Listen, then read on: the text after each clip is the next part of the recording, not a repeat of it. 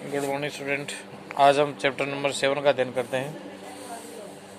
प्राचीन काले आरंभतः आला आबालवर्ध च प्रसूता आसीत संस्कृत वाणी।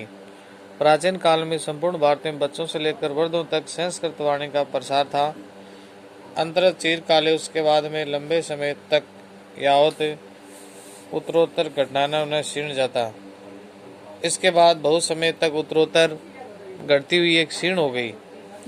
अधेत वे पुनरियम किंचित वर्धमानम दर्शेते।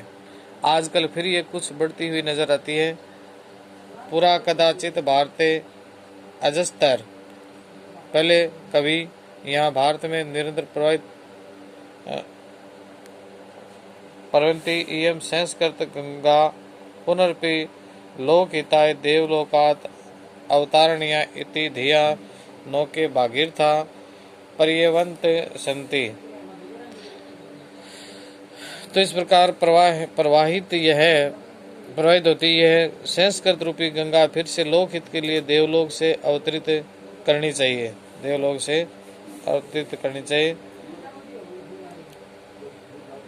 तेन च चतुर्दिशु संस्कृत जगती। तेन और उससे चारों दिशाओं में संस्कृत जगत में किंचित स्फुरणम कुछ हलचल और स्फुरण देखा जा सकता है। संस्कृत अनुकूल से वातावरण से संस्कृत के अनुकूल वातावरण का निर्माण शुरू हुआ। बहुत कालांतरम विद्यालयेषु अधीतम लघु बालका अपि तत्र संस्कृतेन संभाषणम कुर्वन्त दर्शेते।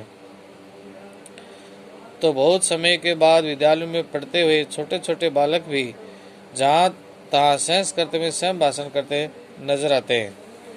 बालका नाम आकर्षण से संस्कृत गीति अपि एक सरल उपक्रम। बालकों के आकर्षण के लिए संस्कृत गीत भी एक सरल उपाय है। तेन संस्कृत भाषाया संस्कारों अपि अनायास जयन्ते। उनसे संस्कृत भाषा का संस्कार भी अनायास ही हो जाता है। विगतेषु किंचित् वर्षेषु नाना विधानि नवानि संस्कृत गीतानि विचरन्ति। कुछ वर्षों में अनेक प्रकार के नए संस्कृत गीत रचे गए।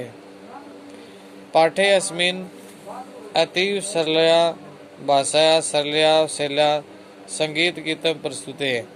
इस पाठ में अत्यंत सरल भाषा के माध्यम से और सरल शैली से एक संस्कृत गीत प्रस्तुत किया है। आयन्तु आओ, पढ़ो, सुनो, अभ्यास करो, गायन्तु गाओ च अतीव और बहुत ही सरल तरल सरस से गीतम इति। और बहुत ही ये सरल है, तरल है, सरस है ये गीत। लोकहित मम करणीयम। लोकहित मम करणीयम यानी संसार की भलाई हमें करनी चाहिए।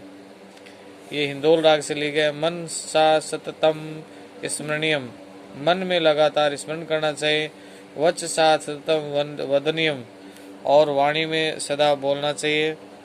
लोकहित मम करणीयम और हमें संसार की भलाई करनी चाहिए।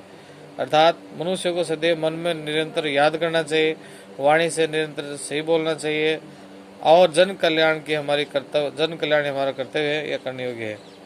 नए भोग भवन रमणीयम। भोग भवन सुख सुविधा में आदमी को नहीं विचरण करना चाहिए। नए सुख शयनम सुख की शैया पर नहीं सोना चाहिए। अहर्निशम जागरणीयम।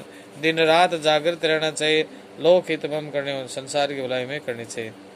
नए जातु दुख गणनीयम और दुख की गणना